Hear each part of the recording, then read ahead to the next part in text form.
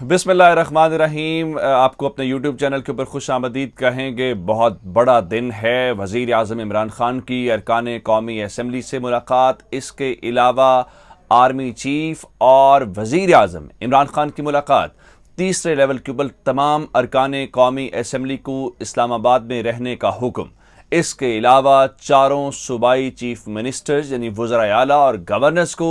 इस्लामाबाद तलब करने का फैसला कर लिया गया है और इन सभी अफराद को बुला लिया गया है। और अब क्या आइंदा 24 घंटों के अंदर अहम है। वज़ीर आज़म इमरान खान की सियासी ज़िंदगी का सबसे इम्पॉर्टेंट दिन है और वज़ीर आज़म इमरान खान ने एक मुबैना तौर पे जो ख़त सामने आया है, जो मरीम नवाज़ ने अपने ट्विटर अकाउंट से भी पोस्ट किया है, जिसमें उन्होंने अरकान असम्बली को ये बताया है कि वो वोट ऑफ कॉन्फिडेंस लेने जा रहे हैं और वोट ऑफ कॉन्फिडेंस के लिए तमाम अरकान कौमी असम्बली से उन्होंने उनके हक़ में वोट डालने के लिए कहा है। साथ ही ये भी वज़ीर आज़म कह चुके हैं कि उनका मकसद कोई सियासी ज़िंदगी जीना नहीं है, उनका मकसद कोई ज़ाती मफादात के ऊपर मबनी ज़िंदगी गुजारना नहीं है, बल्कि उनका मकसद पाकिस्तान के लिए और पाकिस्तान की बेहतरी के लिए काम करना है। इसलिए अगर कोई रुकने असम्बली ये समझता है कि इमरान खान ठीक काम नहीं कर रहे, तो उन्होंने कहा कि आप बिल्कुल खुलकर सामने आएँ।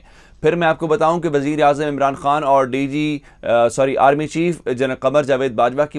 एक मुलाकात इस तरह की पहले हुई थी जिस दिन सेनेट इलेक्शन हुआ। उससे अगले दिन ही आर्मी चीफ और DGISI वज़ीर आज़म हाउस में वज़ीर आज़म इमरान खान से मिले थे और उसके ऊपर मरियम नवाज़ को बहुत गुस्सा भी आया था, वो परेशान भी हुई थी और उन्होंने ये मुतालबा किया था कि जैसे ही रिज़ल्ट आया है और इमरान खान की शिकस्त के बाद अस्करी सरबराहान को इमरान खान से नहीं मिलना चाहिए था।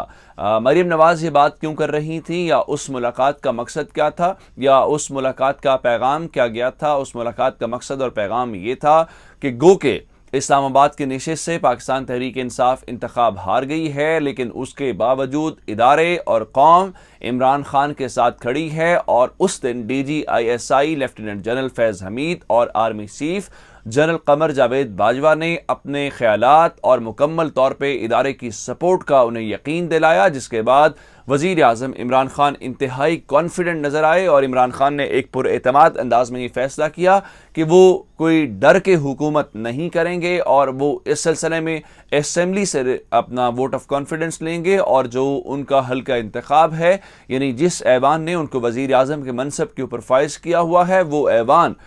इस सिलसिले में फैसला करेगा। तो वज़ीर आज़म इमरान खान ने उसके बाद अब जो अहम बात है वो ये है कि हुकूमत की नई हिकमत अमली सामने आ गई है और हुकूमत जो है वो अब बजाय इसके कि प्रेशराइज होती, बजाय इसके कि दबाव में आती, हुकूमत ने खुल के खेलना शुरू कर दिया है। वो इस तरह से कि आज वोट ऑफ कॉन्फिडेंस यानी वज़ीर आज़म इमरान खान का अपनी असम्बली से एतमाद का वोट लेना, और दूसरी जानिब अब हुकूमत का अगला प्लान क्या है। हुकूमत चाहती है अब अपोजिशन को उन्हीं के ग्राउंड्स के ऊपर, उन्हीं के प्लान के मुताबिक और उन्हीं की मर्जी के मुताबिक शिकस्त से दो चार किया जाए। वो किस तरह से? इमरान खान ने कहा था कि ओपन बैलेटिंग करो ताकि शफाफियत आए, लेकिन तमाम इदारे जो हैं यानी इलेक्शन कमीशन, सुप्रीम कोर्ट को इस तरह का फैसला नहीं कर सके थे, जिसपे पाकिस्तान तहरीक इंसाफ को एक नशिस्त का नुकसान उठाना पड़ा जब हफीज शेख साहब जो हैं वो इस्लामाबाद के अंदर हार गए। अब उसी सीक्रेट बैलेट के अंदर रहते हुए पाकिस्तान तहरीक इंसाफ की एक बड़ी चाल ये सामने आई है कि अब इस ऑपोजिशन को, इस PDM को बिल्कुल सीक्रेट बैलेट के जरिए और इसी रास्ते से शिकस्त से दो चार किया जाए। अब आप सवाल करेंगे कि वो शिकस्त कैसे होगी जब सेनेट के अंदर इस वक्त ऑपोजिशन इत्तेहाद को 53 वोटों के साथ अक्सरियत हासिल है। तो इसका जवाब ये है कि ये शिकस्त उस तरह से होगी जब 2018 के अंदर सादिक संजरानी साहब जो हैं, जब वो चेयरमैन सेनेट मुंतखब हुए थे, तो क्या उस वक्त उनको अक्सरियत हासिल थी? बिल्कुल भी नहीं थी। अब आसिफ अली जरदारी अगर जोड़ तोड़ के माहिर हैं तो आसिफ अली जरदारी उन हलकों के साथ यानी मुक्तदर हलकों के साथ भी नहीं बिगाड़ते जिस तरह से नून लीग करती है। तो उन्हीं की मदद से या उन्हीं के कहने के ऊपर या फिर उन्हीं की उस पसंदीदगी या एक्सेप्टेंस की वजह से जरदारी साहब ने अपना रंग उस इलेक्शन के अंदर बदल लिया था और अब भी तवक्को यही है कि वो कुछ ऐसा ही करेंगे। और दूसरी जानिब सादिक संजरानी साहब का एक अपना वोट है और सादिक संजरानी साहब का एक अपना हल्का अहबाब है और यकीनन वो उस हल्का अहबाब को मुतहर्रिक करेंगे। तो नई चाल या नई हिकमत अमली ये है कि तहरीक इंसाफ ने सादिक संजरानी साहब को मैदान में उतार दिया है और सादिक संजरानी साहब जो हैं वो सीक्रेट बैलेट के ज़रिए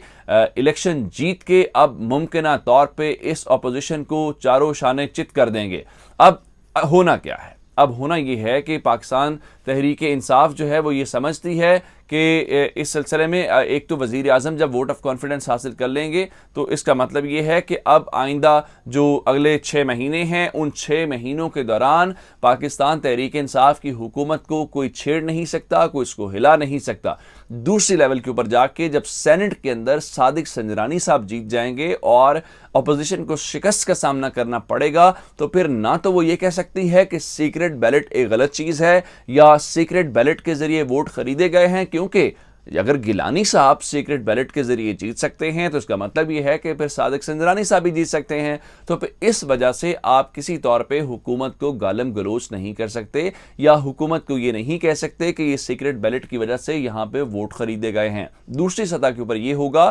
कि अगर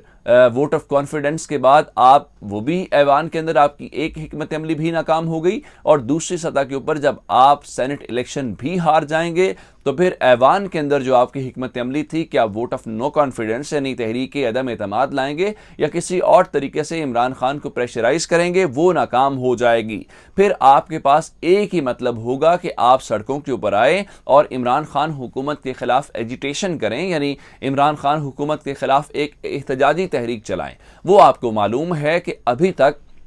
उसका कोई एजेंडा वाजे नहीं है और वो एजेंडा वाजे ना होने की वजह से और इमरान खान की कामयाब हिकमत अमली, खासकर शेख रशीद की तारीफ भी होनी चाहिए, अभी तक फैसला नहीं कर पा रही पीडीएम के कब होगा उनका लॉन्ग मार्च। गो के एक नई तारीख आई है कि 26 मार्च को होगा, लेकिन फिर भी अभी हतमी ऐलान इसका नहीं हुआ और मार्च के महीने में मार्च की बातें तो हो रही हैं। तो ऐसे में इमरान खान आज एक मुख्तलिफ इमरान खान के तौर पे और एक कॉन्फिडेंट इमरान खान के तौर पे सामने आएंगे और आर्मी चीफ की मुलाकात इस बात की अक्कास है और इस बात का वाज़ेह सबूत है कि इमरान खान की हुकूमत कहीं नहीं जा रही। जो लोग ये समझ रहे हैं कि इमरान खान शायद आज वोट ऑफ कॉन्फिडेंस कौमी असम्बली से हासिल नहीं कर सकेंगे, उनके लिए एक ही निशानी काफ़ी है या उनके लिए एक ही पैरामीटर काफ़ी है कि आज के ऐवान के अंदर क्या पीडीएम मौजूद है। अगर उन्हें ये महसूस होता या उनको यकीन होता या उनको ये मालूम होता कि आज इमरान खान जो हैं वो उनकी हुकूमत ख़त्म हो जाएगी और इमरान खान कंटिन्यू नहीं कर पाएंगे, तो फिर इसका मतलब है कि आज वो कौमी असम्बली के अंदर मौजूद होते। आज वो कौमी असम्बली के अंदर मौजूद नहीं हैं, इसका मतलब ये है कि उन्हें यकीन है कि इमरान खान आज जीत जाएंगे। तो वज़ीर आज़म इमरान खान ने अपनी सियासी ज़िंदगी का सबसे बोल्ड स्टेप लिया है और वज़ीर आज़म इमरान खान की टीम पर उम्मीद है, शिबली फराज साहब कह चुके हैं कि उनके तमाम अरकाने असम्बली जो हैं वो यहाँ पे मौजूद होंगे। 181 का नंबर दिया जा रहा है, 171 चाहिए होते हैं, लेकिन कि इमरान खान की हुकूमत 181 वोट हासिल करके आज मुखालफीन के ऊपर अपनी बर्तरी साबित कर देगी। आखिर में हमारा यूट्यूब चैनल सब्सक्राइब कीजिए और जाते जाते बेल आइकॉन के ऊपर भी क्लिक कीजिए। आपकी समातों का बहुत शुक्रिया।